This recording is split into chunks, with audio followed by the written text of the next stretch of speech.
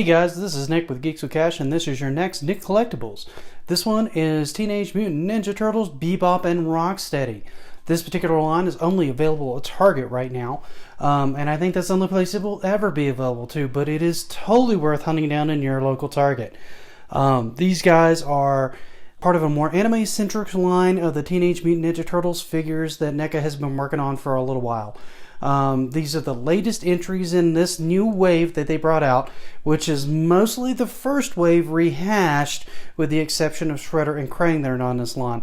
But they did add in Bebop and Rocksteady as extra villains. You can also, if you turn around, see the other ones that are in here. That being Leo and Donnie, Mikey and Raph, and dual foot soldiers on it. As you can see on the back, it actually has a synopsis of the actual show of the Teenage Mutant Ninja Turtles and how 4 turtles actually became mutants on it and then began fighting crime as vigilantes in the middle of the night. Now, these figures are based more off of the actual cartoon. They are not based off the actual comic strip or any anime that you may have seen. So if you're looking for those and those only, this may not be the line for you. But if you, like me, could not get enough of the cartoon back in the day, you will absolutely love these guys. These guys are an absolute fantastic representation of Bebop and Rocksteady from the cartoon. Heck, they might even be a little bit better looking than they were in the cartoon. So I want you guys to go ahead and stick around. We're going to break these guys out of the box and go over all the little ins and outs of them, the mobility of them, what accessories they come with, and how detailed they look, and are there any painting mistakes. So stick around. Here we go, guys. We've gotten them out of the box. You can see just how big they are. That Bebop is even a little bit bigger than Rocksteady, mostly because Rocksteady kind of has that hunched forward neck. You can also see that they have 2 different hand types to go along with the fists that each one of them has already socketed in there. You can change the hands out on these. It's pretty common on the higher end the figure you get, the more you can actually change the hands out. Now the hand molds for these are identical between the 2. They're just painted differently to match the color scheme on each one of them. You'll also notice when you're kind of looking at this that you're going to find some familiarity in some of the weapons. Like you're going to notice here that the pistol right here is pretty much identical to the one from the foot soldiers if you've had any in this particular run before. You're also going to notice that the laser rifle looks pretty much identical to what you've seen before. That's not anything different than what comes with the foot soldiers in the last wave or even in this wave in particular. The one new accessory that you will notice here, and I will try to get in on it so you can get a little bit better look, is the communication device. So you can see the one new accessory that they have is the communication device where they can talk to Shredder. This is a new one just for them. That was not in the line before. So they have that so that they can talk to him.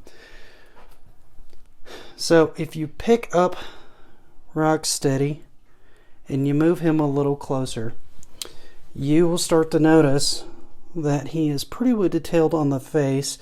You can also see that he can kind of open his mouth and he can close his mouth like that, right? You'll also notice he's got mobility in his elbow here, which is a little stiff. This is pretty common. You may have to work with these a little bit, or even using a heating pad or some warm water in order to get those to move. Now on the leg here, you'll notice he's got movement in the knee, which on mine is also a little stiff. Like that. And he has a little bit of forward and back on his foot. Like that. That is pretty much it for his main mobility. You will notice on him in particular that he has good detailing here on the chest. They've got good highlights on the arms, right around the face. If you turn him around, you can see he's got bullets and he's got a scabbard for his sword. The sword does not remove at all. It's just there as an accessory, and I would be careful with it because it kind of wobbles on his back. There is potential for this to pop off, and I don't know how well it goes back. You'll notice he's got a grenade and like a shell on the type on the hip there. One of the other things to note on him is he actually does have mobility in the hip. It is not fantastic, but it is mobility, and that does move with him. So overall, he is a pretty great figure. Bebop is going to be pretty much the same if we move him forward, though he's a little more detailed than Rocksteady just because he has more detail to him. You'll notice he has the shells on the side. He has similar mobility in the arm, and it is very stiff. These are very, very stiff when you get them to move. They do work better the more you play with them. So you can see he's got good detail on his face. He's got his little chain here. He's got his little bullets here. And that actually lifts up so you can see the cold, dead whites of his eyes. They really, realistically, this was meant because you almost never see him in the cartoon without his visor down. And so they just painted the irises and they didn't really worry too much about anything else.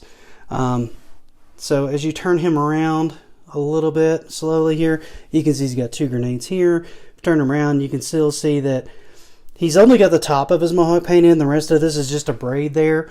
But he's got good highlights and details on there from the whole anime look of it to basically give him that nice cell-shaded look. If you lift him up a little bit, you can even see that he's got his sneakers and everything here, kind of setting him apart from the normal shoes that Rocksteady has. So you'll notice here, you can move here too. You have a little bit of wiggle room here on the foot, though mine doesn't have very much. His move mostly in and out like that. Now, since you can remove these arms, this chain is hooked here. You can see that. But be careful, this is going to become unlooped the moment you kind of remove his hands and start messing around with him. So be careful when you're kind of messing around with these guys that you don't lose some of the pieces on it. And be careful when you're removing these in general, mostly because one of the things that you'll find, like you can see, the chain is already kind of come unraveled on mine. One of the things you'll find on this line in general is sometimes they are a little touchy when you start removing the hands. I had the hands on my raft where the little bracer thing, the little armband, came off when I was messing with him. But if you move these guys back a little bit, I will stand them next to some of their other counterparts that are going to be roughly the same size in this line. I do have Raphael. There he goes. So I have Raphael, who stands right there, and he looks pretty good next to him. He's a good size. And then I have a foot soldier as well that I'll move in, who's about the size of them. He's a little smaller. So overall, I think they look great together. I think it's going to be a great ensemble cast when you get all of them together and you kind of display them fighting and everything like that. One of the other things that you can do with this that I noticed as I was messing around with it is they have a backdrop that goes in with the packaging. And let me move these two guys out of the way.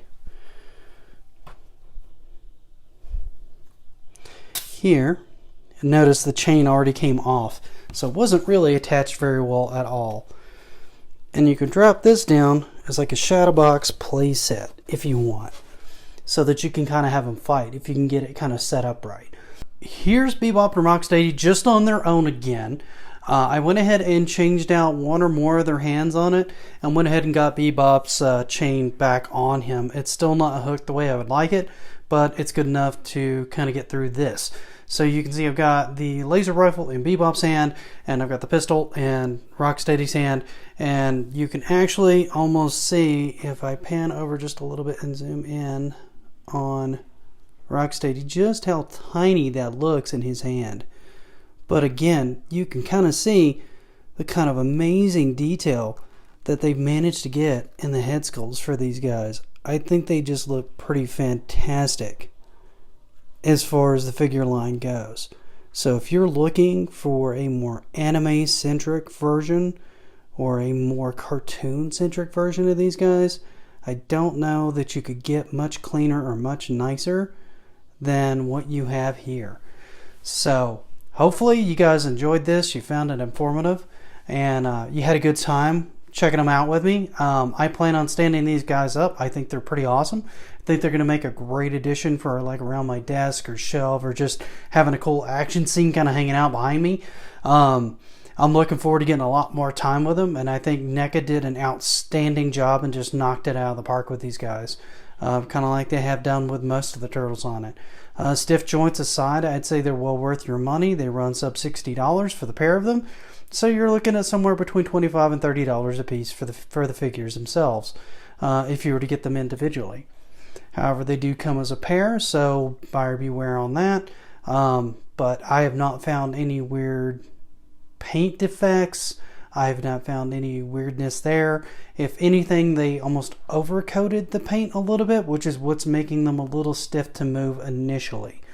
But like I said, as you work them out, or you warm up some warm water, or you put them in a heating pad or something like that, just to kind of loosen the plastic up a little bit on it, you'll find that the mobility gets easier and easier over time. I'm super happy with these guys. I'm looking forward to more of them coming out. I've heard rumors they're going to re-release Shredder and Krang in a 2-pack together. I've also heard that Baxter Stockman may be on the way, and that's going to be another fantastic figure in this line. But once again, thank you, NECA, for taking the time to mold these guys, to bring these guys out, and for doing such a great job of getting these things on the shelf. I know these guys are kind of still hard to find right now, but if you keep your eye out on your Target and you ask them what day they normally get shipments, more than likely you're going to be able to find them on the day of. I want to stress, do not pay scalper prices for these guys right now. NECA is trying to get these out onto the shelves and into people's hands as quickly as they can. So just be patient, take your time, and eventually you'll have your own copy of these guys, and hopefully you will love them as much as I did. And you know what, guys?